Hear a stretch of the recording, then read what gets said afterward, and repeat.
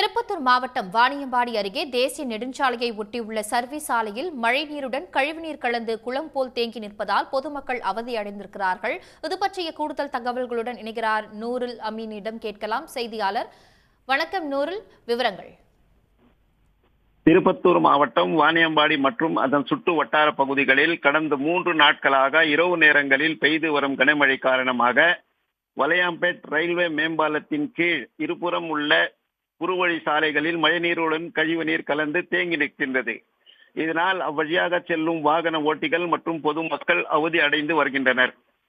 மழைநீர் செல்வதற்கு முறையான கால்வாய் வசதி இல்லாததால் இது போன்ற நிலை ஏற்படுகிறது.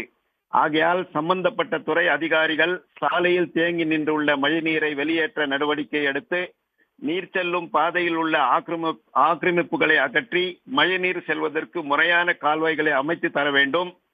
மழை பெய்யும் போதெல்லாம் இது போன்ற நிலை ஏற்படுகிறது. மாவட்ட நிர்வாகம் கவனத்தில் கொண்டு சாலையில் தேங்கி நின்றுள்ள மழைநீரை அகற்ற நடவடிக்கை எடுக்க வேண்டும் என்று வாகன ஓட்டிகள் மற்றும் பொதுமக்கள் கோரிக்கை விடுத்துள்ளனர்.